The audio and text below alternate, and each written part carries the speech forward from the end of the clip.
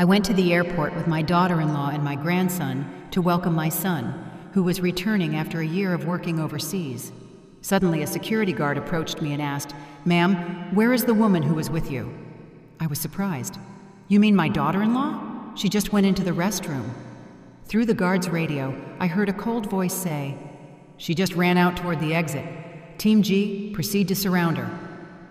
I stood there paralyzed, not understanding what was happening, and quickly pulled out my phone to call her, but she did not answer. The phone was turned off. 15 minutes later, the international arrivals area was in chaos. But before I continue, make sure you are subscribed to the channel and tell us in the comments where you are watching this video from. We would love to know how far our stories of revenge travel.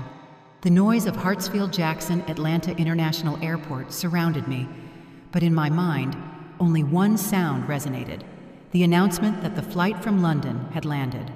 I had been there with my daughter-in-law, Nia Imani, and my grandson, Jelani, for nearly an hour, sitting patiently under the massive electronic board. And then the line I had waited for most appeared, glowing in a hopeful green. Landed. It had been exactly 1 year since I said goodbye to Kwesi, my son, when he left to work abroad. Right here in this same airport, I felt a joy difficult to describe, a mixture of excitement and nervousness. I squeezed Jelani's small hand tightly. The boy looked up at me with those big eyes full of enthusiasm. "Mama Eudora, I'm going to the restroom for a moment," Nia Imani said suddenly, her tone more hurried than usual. "I'm feeling a little off." I nodded, all my attention already focused on the international arrivals gate, where my son would be walking out shortly. I smiled to myself, completely forgetting that Nia Imani had walked away. About 5 minutes passed, and a man in a security uniform approached. He looked different from the usual patrol employees. His uniform was more formal, and above all, his gaze was sharp, as if he were on an important mission. He did not look directly at me. His eyes scanned the area, and then he lowered his voice to ask an unexpected and strange question. "Ma'am, where is the woman who was with you?" I was surprised and reflexively pointed toward the restroom area. "You mean my daughter-in-law? She just went into the restroom." As soon as I finished speaking, a burst of static came from the radio on his shoulder. Then another voice, cold and clear, cut through the airport noise. "She just ran out toward Gate G. Proceed to close off the perimeter." The officer was startled. His expression changed completely, from inquisitive to extremely tense. He nodded and then looked at me with a mixture of suspicion and scrutiny. A chill ran down my spine. What is going on? With trembling hands, I pulled out my cell phone and quickly dialed Nia Imani's number. The tone rang only once before going straight to voicemail, as if someone had turned off the phone instantly. My heart began to beat wildly. At the same time, from different points in the terminal, dozens of men moved quickly with weapons in hand and badges on their chests, spreading out through the entire waiting area. The passengers began to notice something strange. Murmurs could be heard. Some backed away in fear. Others raised their phones to record. I hugged Jelani tightly. The boy started to get scared and buried his face in my chest. And then, in the middle of all that chaos, my son appeared. Kwesi walked out through the arrivals gate. He looked thinner and tanned, but his smile was just as I remembered it in my thoughts. He was pushing a luggage cart full of suitcases, and in his other hand, he held a small, carefully wrapped gift bag. His eyes searched eagerly through the crowd. When his eyes met mine, his smile grew even more dazzling. He raised his hand to wave and started walking quickly toward us, leaving the cart behind. "Mama! Jelani!" When he was only 15 feet away from us, 2 people lunged at him from the sides. "Are you Kwesi Vance?" a cold voice asked. Kwesi stood paralyzed, the smile frozen on his lips. He nodded, still looking bewildered. "Yes, that's me." "What's happening?" The sound of handcuffs clicked dry and cruel, locking firmly around his wrists. The gift bag fell to the floor and its contents scattered everywhere. Everyone around me fell silent. "What are you doing?" I screamed, my mind shattered. I grabbed Jelani, who was already crying loudly, and ran toward my son. "Let my son go! You have the wrong man!" Kwesi was completely beside himself, trying to pull away in vain, his face twisted with fear. Why? What did I do wrong? A burly officer stopped me. His arm was like an iron clamp. His voice was monotone, without emotion, like a machine. "Mrs. Vance, calm down. He has been arrested for being linked to an international fraud ring. Please accompany us to the station to give a statement." My ears were ringing. The world that minutes before was overflowing with joy for the reunion was now crumbling completely. I could only watch as they took my son away, with his hands cuffed behind his back, amidst camera flashes and the curious stares of the entire airport. The police did not take me immediately to an interrogation room. They led me and Jelani to a small waiting room, sterile, perhaps reserved for special cases. Jelani was still sobbing in my arms.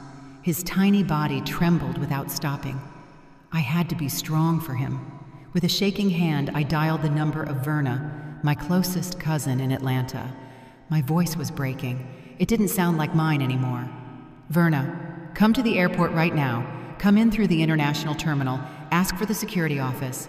Take Jelani. Kwesi, I couldn't finish the sentence. My throat closed up.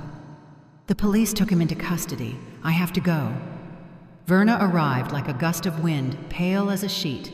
She didn't ask much, just nodded in silence and reached out her arms for Jelani. I felt like my heart was being ripped out when I had to pry my grandson's little fingers from my clothes one by one. "Grandma," he sobbed, "where are Daddy and Mommy?" He held on to me tightly, not wanting to let go. Finally, Verna had to carry him in her arms. His crying echoed down the hallway, a heartbreaking chorus. "Grandma, Daddy, Mommy," until their silhouettes disappeared behind the automatic doors. I was left alone in a terrifying silence. The ride to the police station was in complete silence. The car moved down the highway, but I saw nothing through the window. They took me down a long, cold hallway with fluorescent lights casting a pale glow on the shiny tile floor. The smell of disinfectant and old paper hit my nose. I sat on a hard plastic chair right in front of the gray steel door of the interrogation room. The door remained closed, silent as a grave, locking my son and the truth inside. A young female officer brought me a cup of water. Her eyes showed compassion. I nodded in thanks. My frozen hand grabbed the plastic cup, but I couldn't drink. My throat was dry. Yes, but it wasn't a thirst for water. It was a thirst for the truth. To keep from going crazy while I waited, to prevent the worst images from invading my mind, I forced myself to think, to reconstruct everything from the beginning. I am Eudora Vance, a retired literature teacher. My husband passed away 10 years ago. Since then, my world had shrunk to Kwesi and my grandson Jelani. Kwesi is a nobleman, a talented carpenter, but too trusting, and Nia Imani, my daughter-in-law. I remember clearly the day Kwesi, radiant, told us he had an opportunity to work for a large furniture company in London. Nia Imani supported him immediately. She wrapped her arms around his neck, eyes shining with pride. "It's the best opportunity for him, Mama Eudora. Don't worry, I'll take care of you and Jelani." And for over a year, she kept her promise. Nia Imani was an exemplary daughter-in-law. She took care of me with dedication. She looked after Jelani at every meal, every bedtime. Her artisan crafts business was doing better and better. She was the pride of the whole family. But now, sitting in this cold chair, those small memories I previously considered insignificant came flooding back to my mind, sharp and terrifying. On those nights of insomnia typical of old age, I used to hear the soft sliding of the glass balcony door. Nia Imani would go out there, talking on the phone with someone. Her voice was so low, it was almost inaudible. Once, a gust of night wind blew my bedroom door slightly open. I managed to hear a few stray words that didn't sound at all like craft business topics. Package, clean. At that moment, I dismissed it, thinking they were business terms I didn't understand. And then new items started appearing. A designer handbag that I knew cost the same as my pension for a month, extremely expensive sunglasses, a latest generation phone, Every time I asked, Nia Imani smiled with that radiant smile that erased all doubt. "It's a bonus the company gave me for finishing a special project, Mama. She even gave me a luxurious silk scarf. You deserve it," she told me. That smile, those words, now that I remember them, they give me chills. And then the clearest memory, the most painful one, came back like a giant wave. It was an autumn afternoon, about 3 months ago.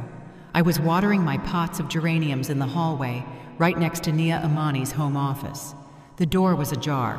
Her voice could be heard with total clarity through the phone, a cold and calculating voice I had never heard from her before. "No, you can't use my account. It's too risky.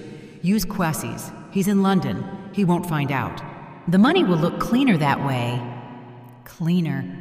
That word stuck in me like a dagger. A shiver ran down my spine. My hand trembled and almost dropped the watering can. I was about to knock on the door, enter, and demand an explanation, but my usual cowardice stopped me. I told myself, surely it's something about work, taxes, or something like that. I'm old. I don't understand these things. I shouldn't be suspicious without reason. I don't want her to get upset and break the harmony in the family. I walked away in silence, pretending I hadn't heard anything. I sat up abruptly in the plastic chair. The tick-tock of the hallway clock sounded constant, relentless. The interrogation room door was still closed. Remorse and unbearable fear squeezed my chest until I couldn't breathe. It's not that I didn't know. The truth is, I chose not to know. I covered my own eyes and ears to all the strange signs, just to maintain that false appearance of a happy family. And now my son is paying the price for my cowardice. Nearly 3 hours passed. I was still sitting in that hard plastic chair, my body numb. Then a sharp click broke the silence. The gray door of the interrogation room opened, but the person who came out wasn't my son. It was a man of about 50, dressed in an elegant suit, his salt and pepper hair perfectly combed. He had a broad forehead and a sharp gaze, with the authority of someone accustomed to handling terrible secrets. He looked nothing like the uniformed officers I had seen before.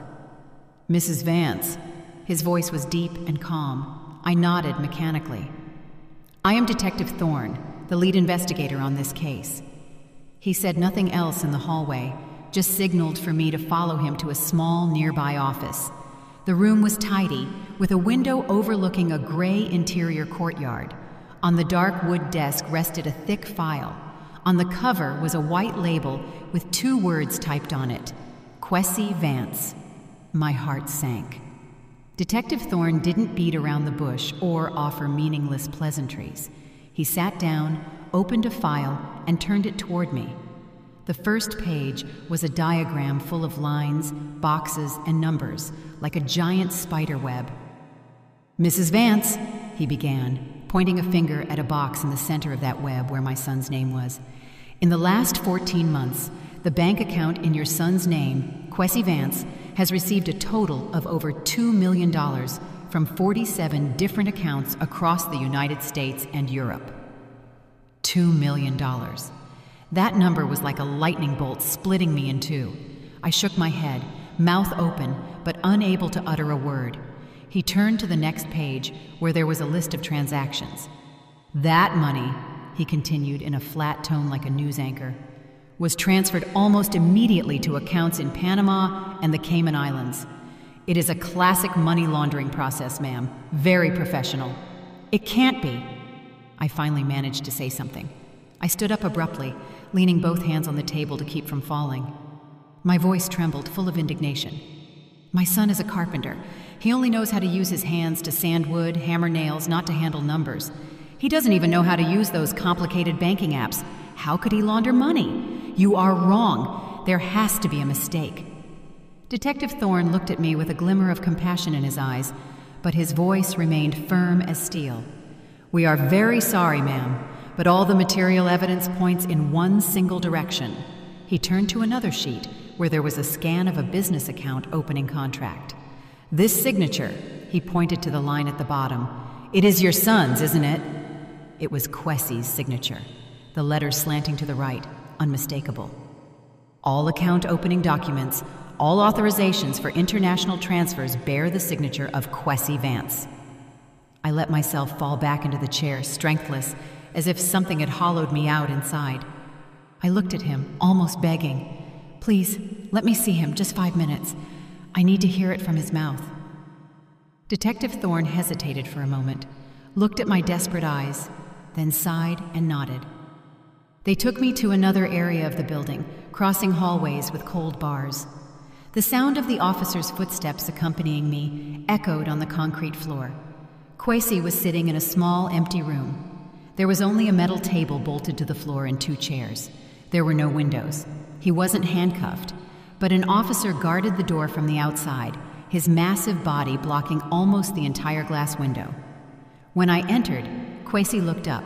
His face was pale, drained of blood, his eyes red and swollen. The clothes he had worn at the airport, the ones he had chosen with such excitement to see the family again, were now wrinkled and disheveled. I sat in front of him, trembling, and took his cold hands. Kwesi, I whispered. What happened? Tell me the truth. Kwesi looked at me, eyes full of tears. His voice shook with shame. Nia Imani. It was Nia Imani, Mama, he began to recount. She said she needed to open a business account to import artisan materials from Asia for her new business. I didn't understand any of that. He took a deep breath, trying to calm down. The day before I flew to London, she met me at a coffee shop. She handed me a bunch of papers and rushed me. Sign quickly, baby. The lawyer's waiting. It has to be ready today so the merchandise arrives on time.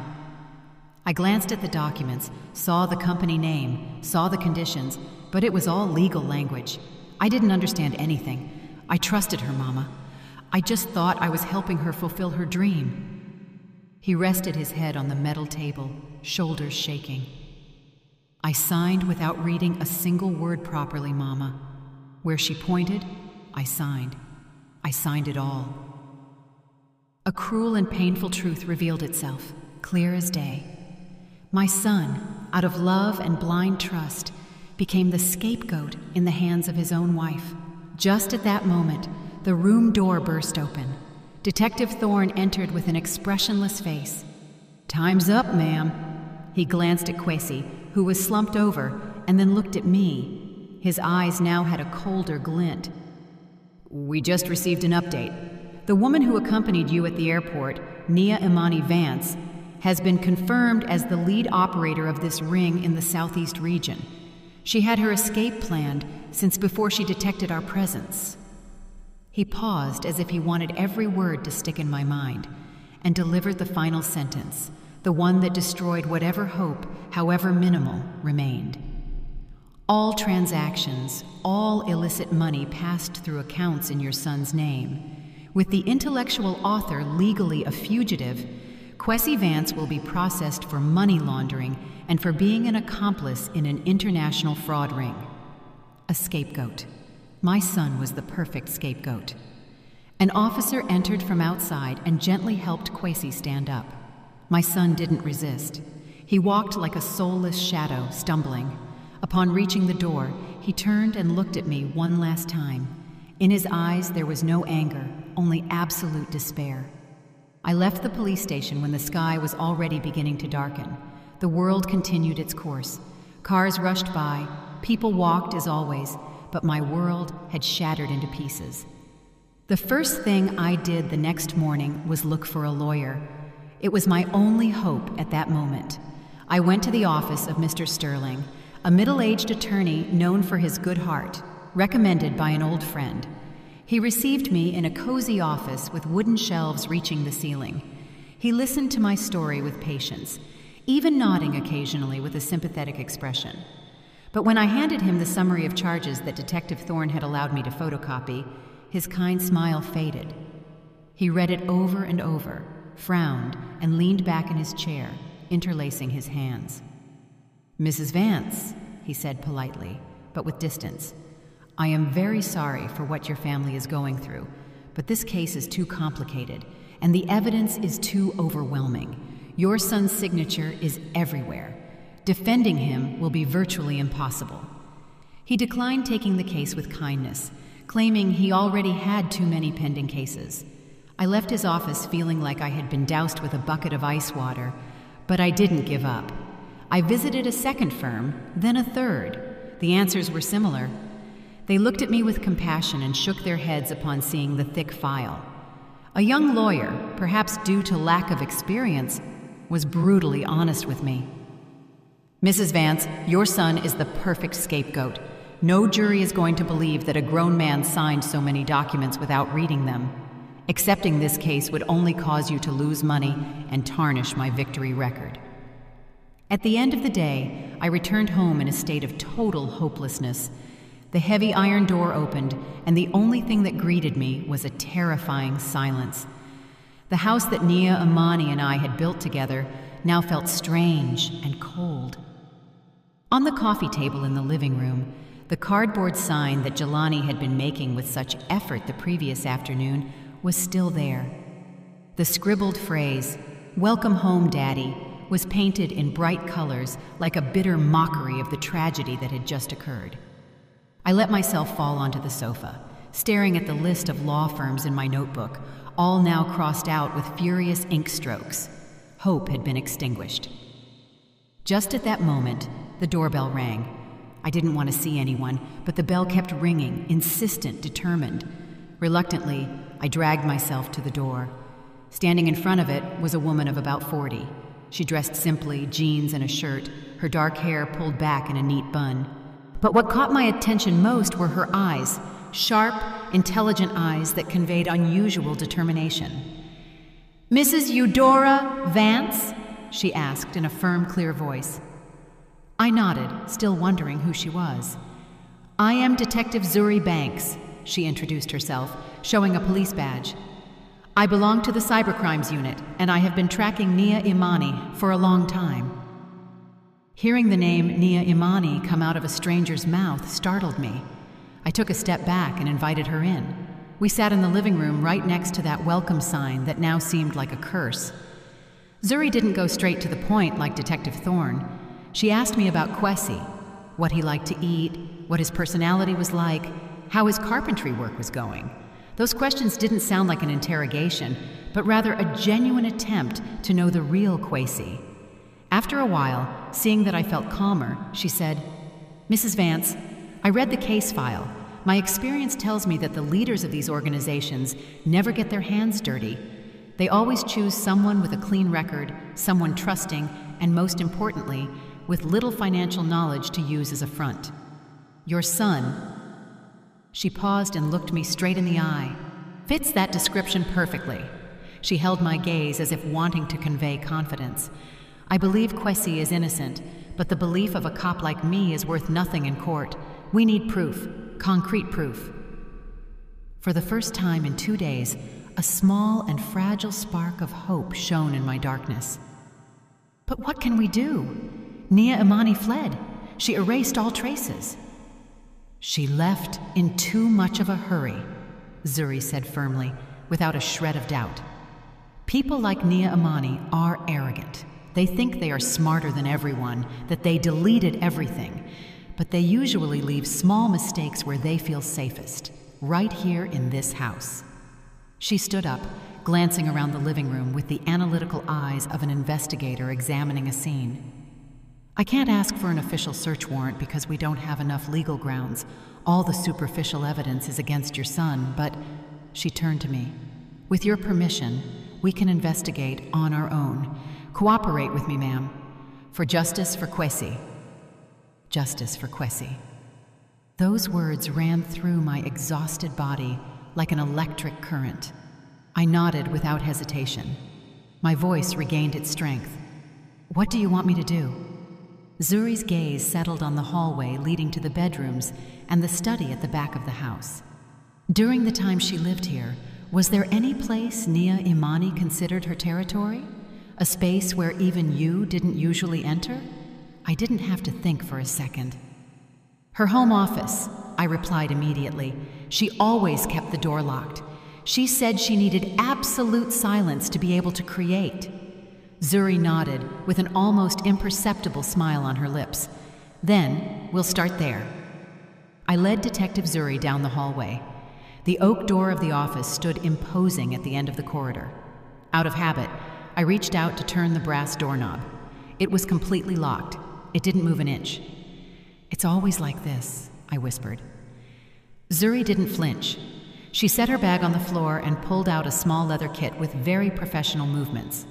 Upon opening it, several fine, shiny metal tools appeared.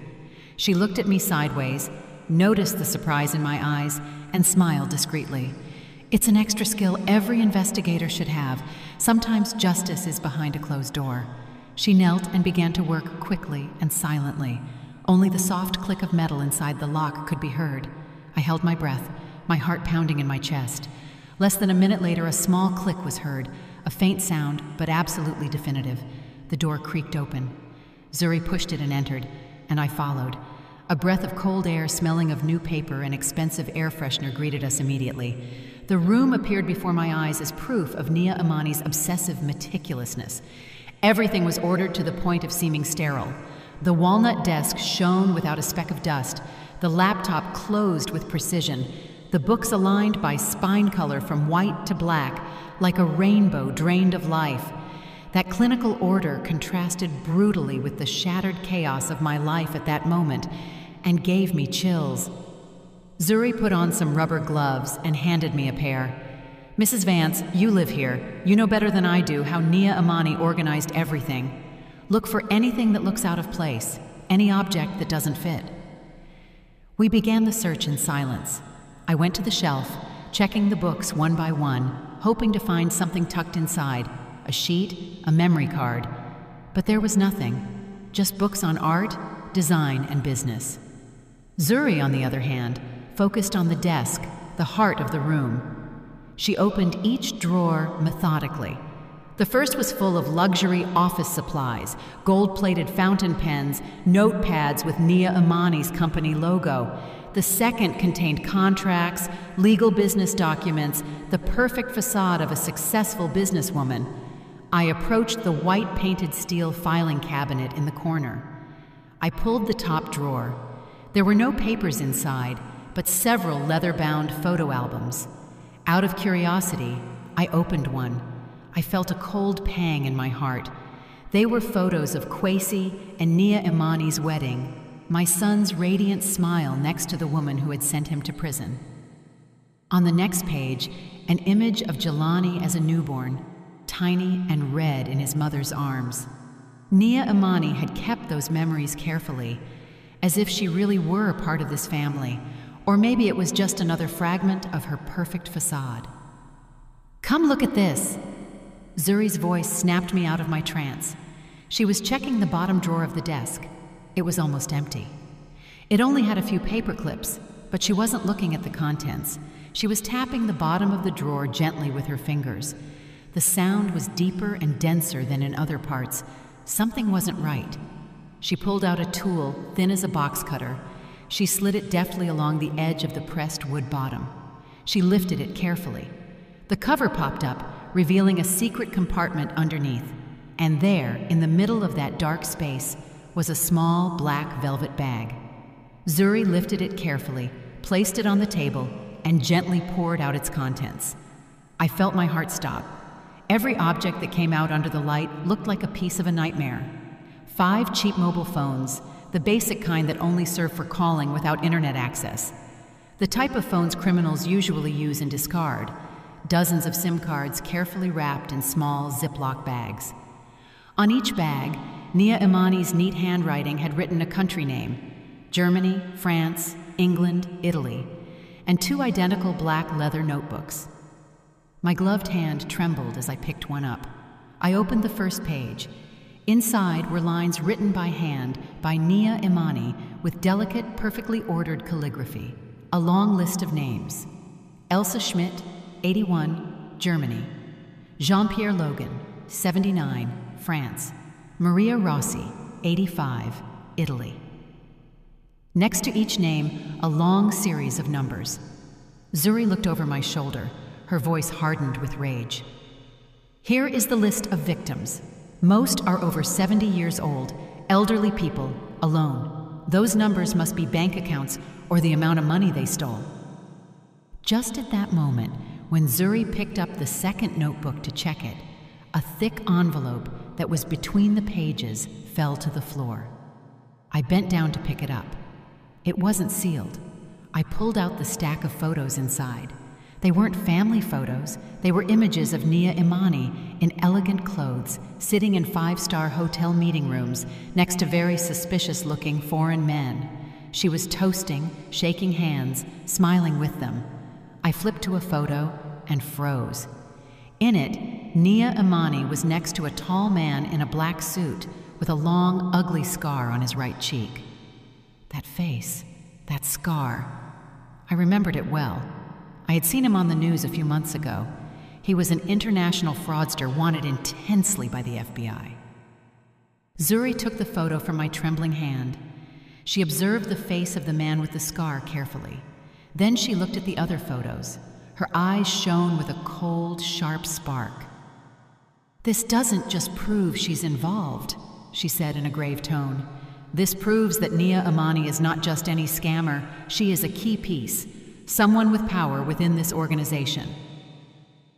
Detective Zuri carefully stored everything we found in a special sealed police bag. "I have to take this to the lab immediately," she said with an urgent but controlled voice. "My team will analyze the data from the phones and the SIMs. It will take a little time, but we will find something for sure.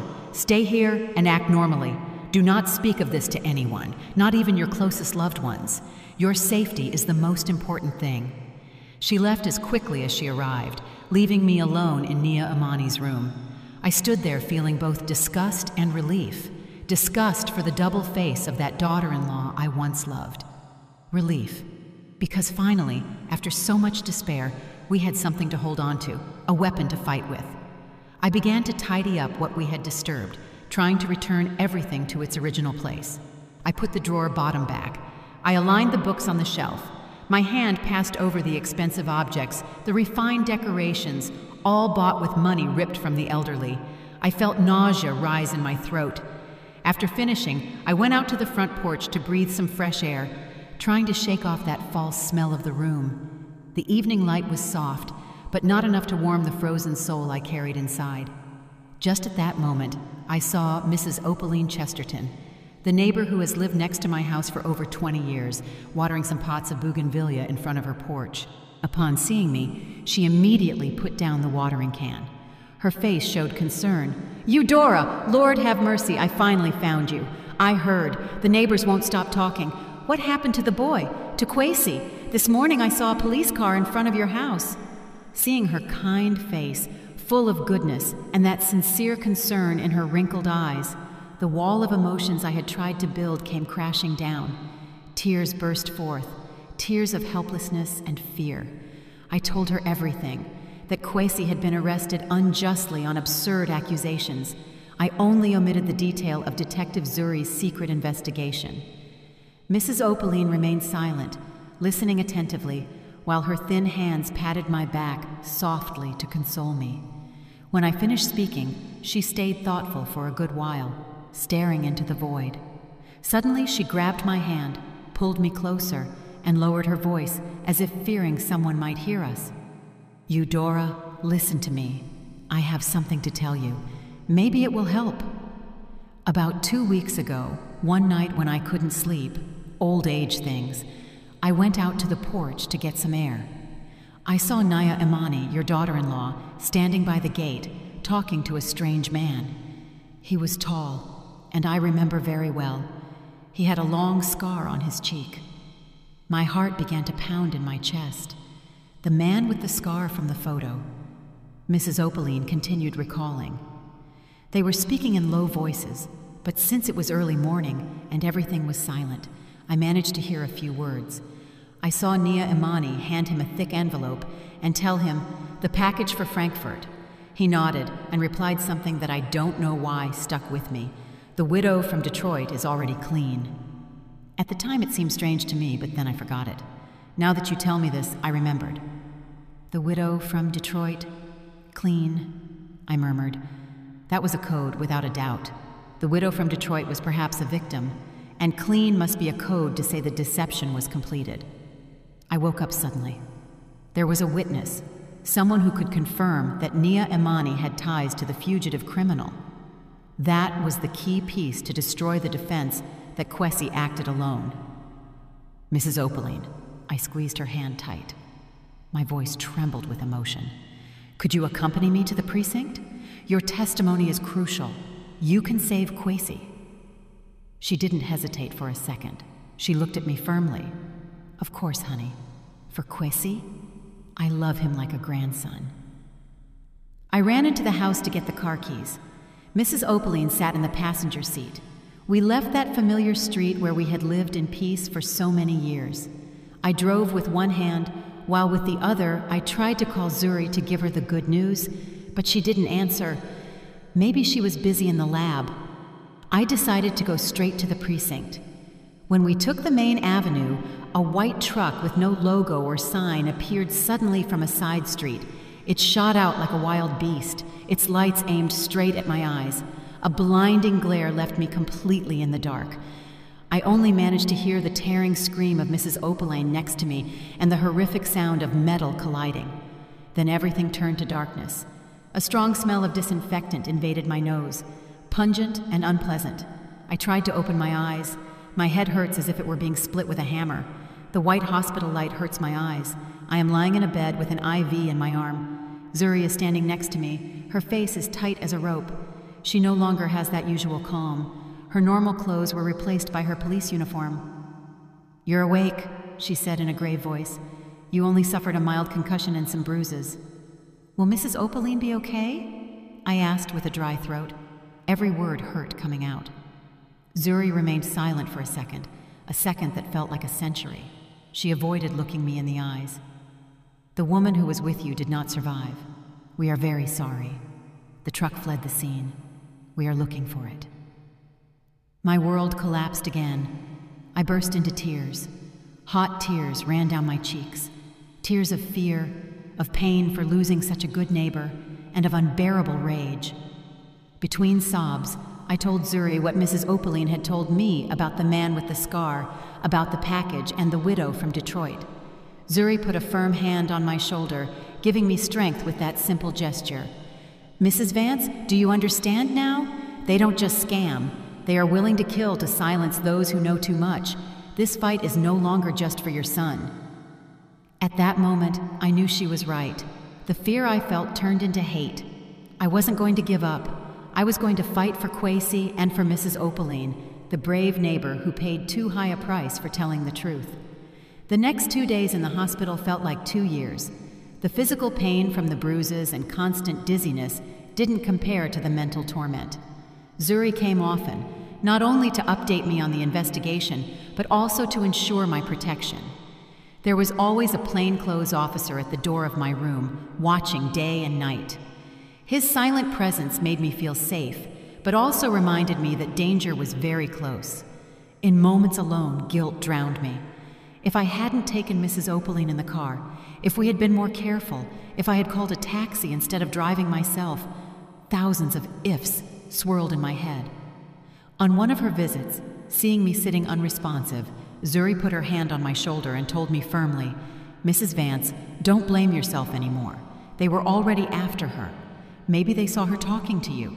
Maybe they were already watching the house. Sooner or later, they were going to act. The fault isn't yours. The fault belongs to those bastards. Mrs. Opaline's funeral was held while I was still in the hospital. Her son, a middle-aged man living in another city, called me on the phone. He didn't reproach me for anything. He only thanked me for being with his mother in her last moments. I asked Verna to order a large wreath of flowers. On the black ribbon, I wrote with my own hand, "For a brave neighbor, justice will be done." It wasn't just a promise to Mrs. Opaline, it was an oath to myself. The day I was discharged, it was Zuri herself who came to pick me up in her car. On the way home, while the car moved through streets I knew so well, she gave me the first piece of good news. "We found the truck," she said, staring at the road. "The driver rented it with fake documents, but he made a stupid mistake. He paid for the rental with a credit card. Even though that card was also fake, created with stolen information, the transaction left a digital trail that my team couldn't ignore. Zuri explained that the cybercrimes investigation team she leads had followed that trail to a seedy internet cafe in a working-class area on the outskirts of Atlanta. Thanks to the security cameras there, they managed to get a clear image of the suspect at the exact moment he was making the online transaction. And that face, Zuri said, with a tone of satisfaction impossible to hide, matches perfectly with a profile in the FBI database. His real name is Darius Scar Mitchell. He's a thug serving criminal organizations with a record for assault and extortion. And do you know what else? His most distinctive feature is a long scar on his right cheek. Only a few hours after confirming his identity, the police raided a cheap motel where Darius was hiding. He offered no resistance, as if he already knew that day was coming. Zuri took me back home, made sure everything was in order, and then went back to the precinct to participate directly in the interrogation. That same night she called me to tell me what happened. At first he was like a stone, Zuri recounted. He repeated the same phrase over and over again. It was a traffic accident. I got scared and ran. He insisted he didn't know who Nia Imani was and had no connection to any criminal ring. He played the role of a scared truck driver perfectly. They interrogated him for 24 hours straight.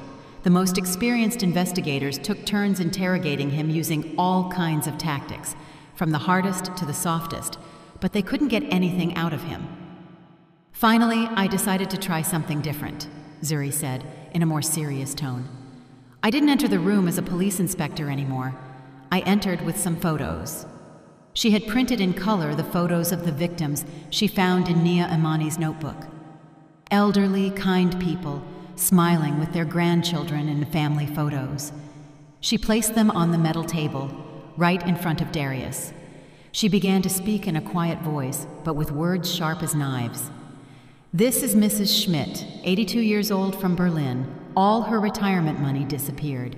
She had to sell the house where she lived her whole life and move to a state nursing home. She pushed another photo. This is Mr. Dubois, 78 years old, from France. He was a widower. After realizing he had given all his assets to scammers, he took his own life. Widower. Clean, I whispered on the phone. Mrs. Opaline's words. Zuri continued. She placed a portrait photo of Mrs. Opaline on top. And this is Mrs. Opaline Chesterton, 65 years old, a kind neighbor. You killed her just for accidentally hearing a conversation she shouldn't have heard. She had 3 grandchildren waiting for her at home.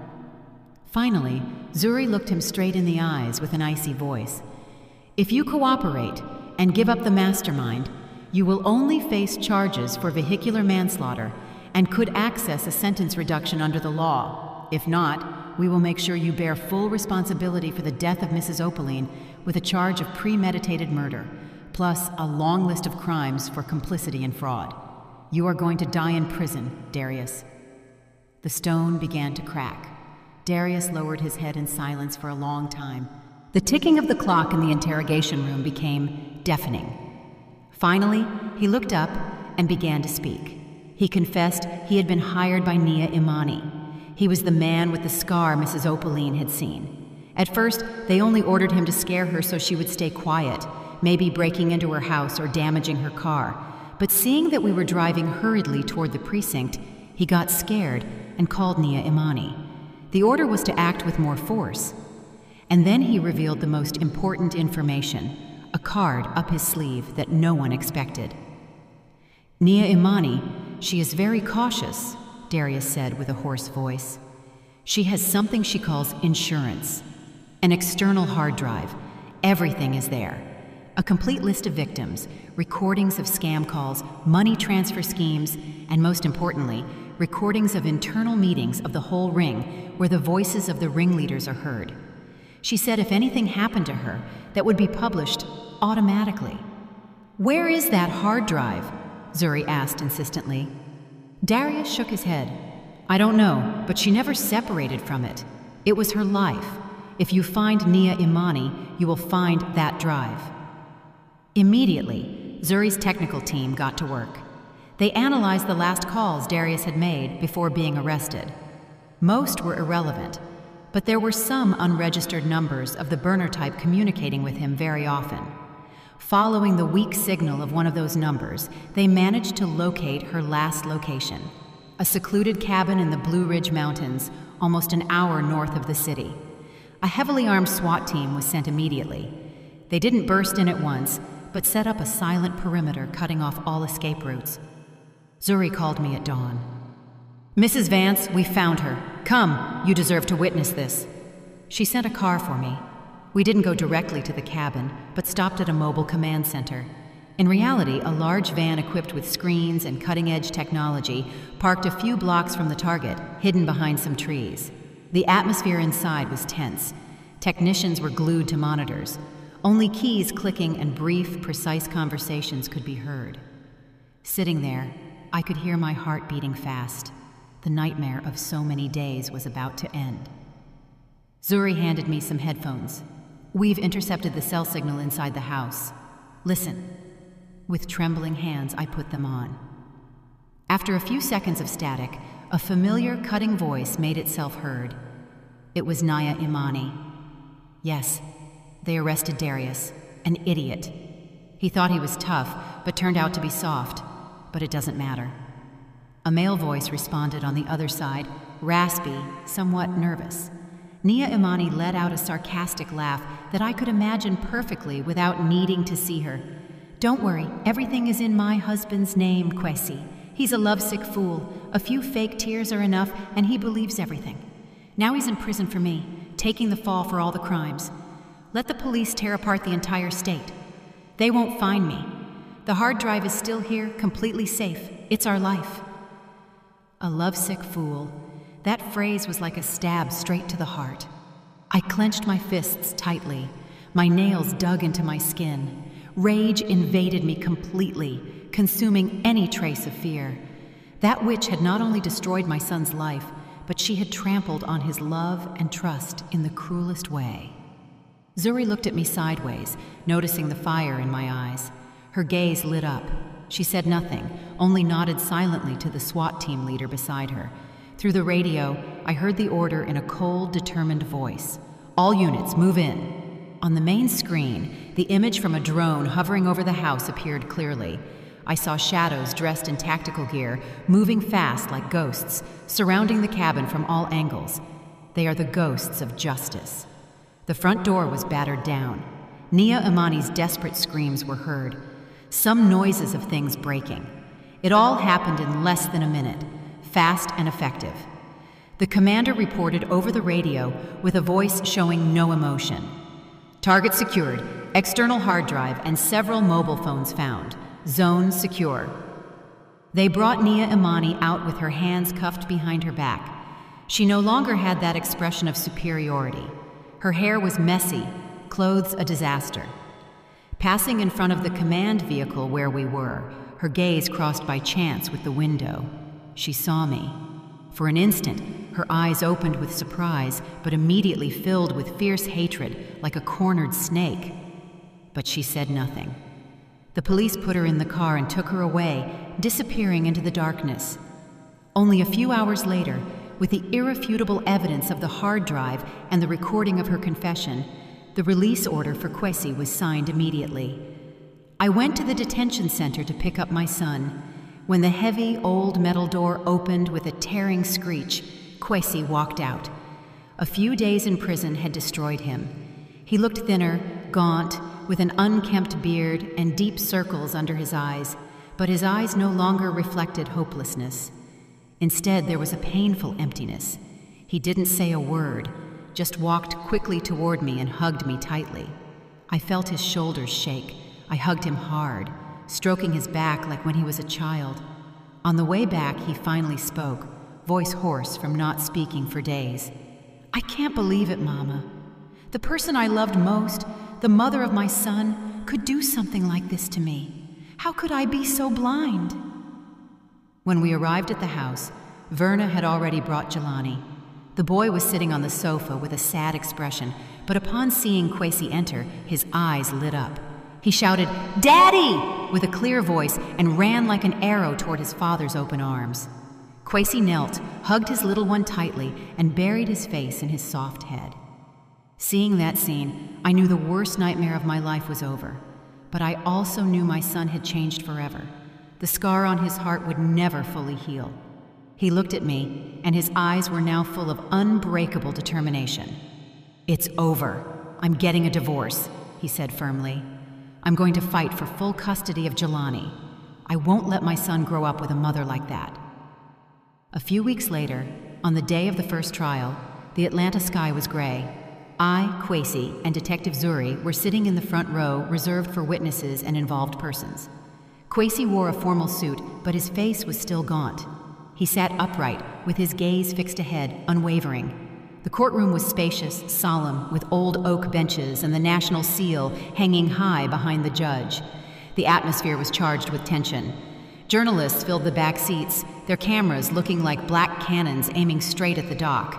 The transnational fraud case, with implications of murder, had shaken the country, and Nia Imani was the center of all attention. The side door opened. 2 officers escorted Nia Imani inside. She wore a loose gray prisoner uniform. She looked much thinner and paler.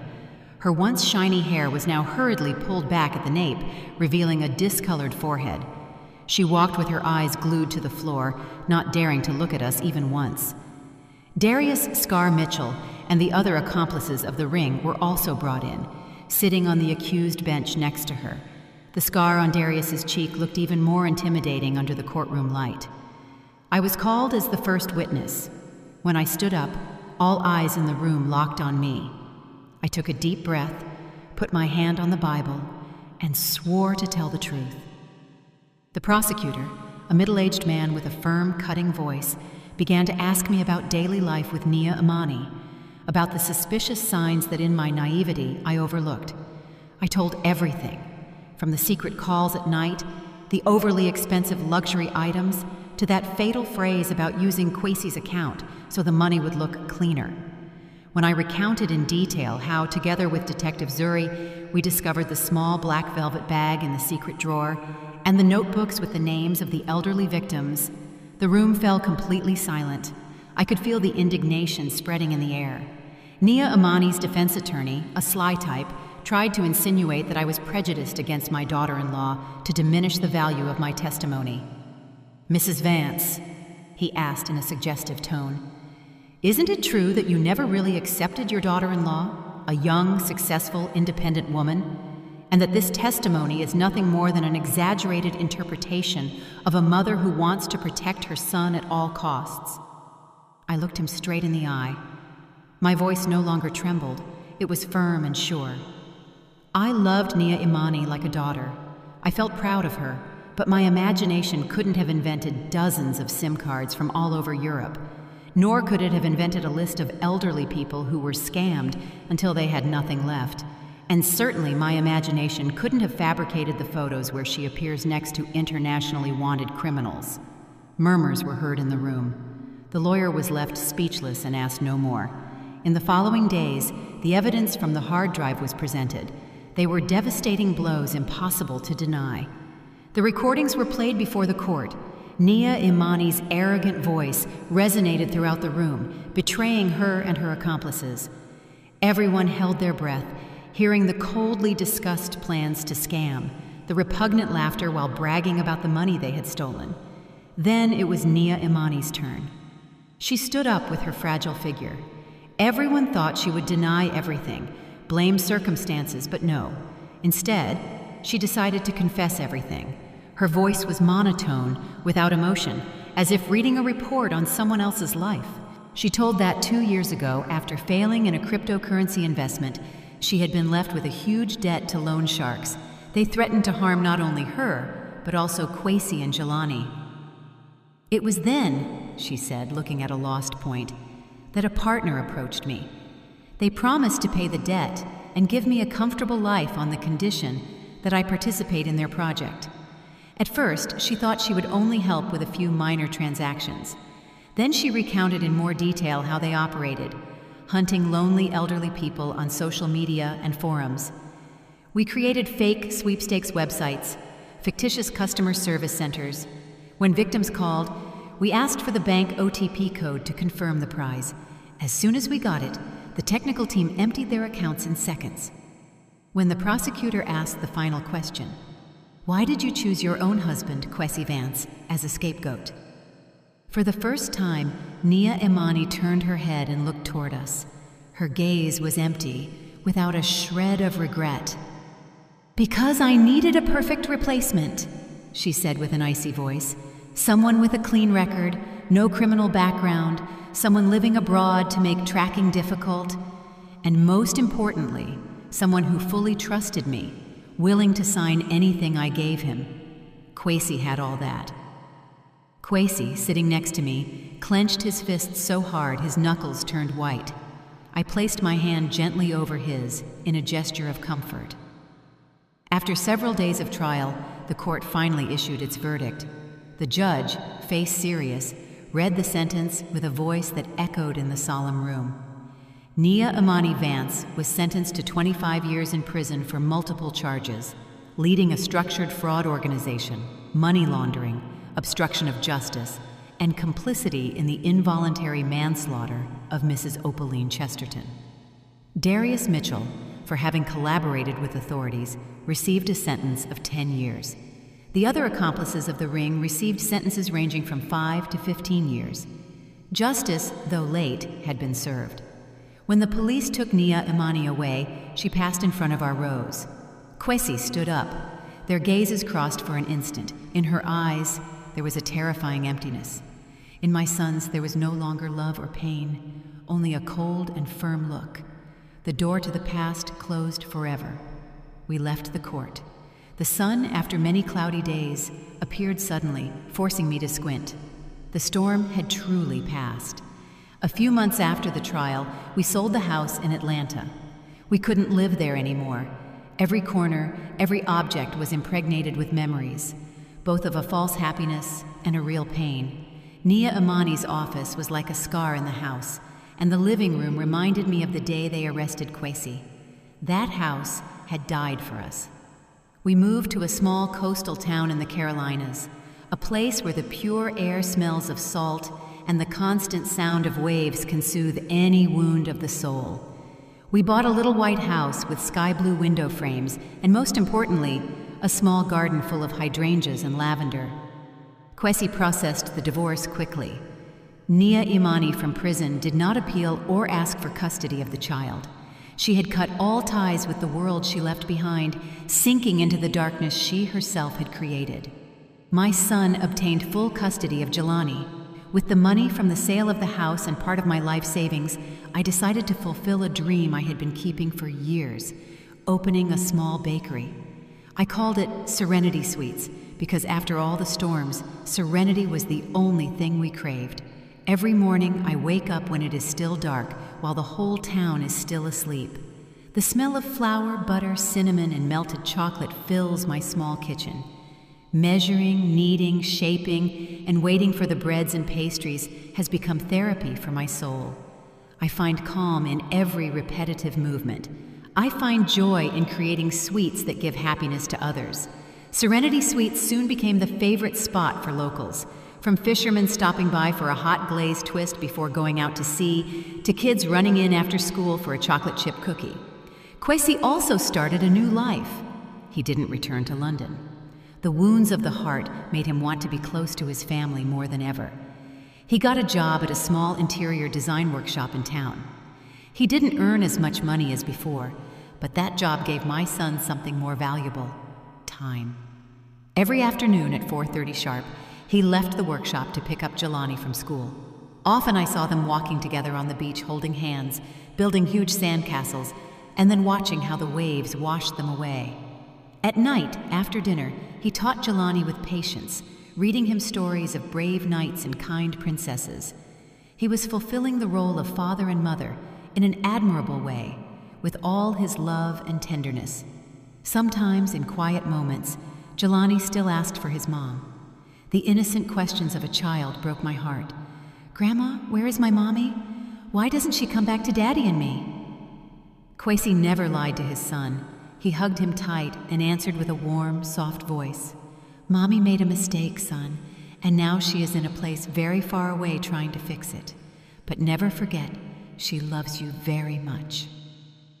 One Sunday, while I was placing some freshly baked sweet potato pies on the shelf, a family car pulled up in front of the bakery.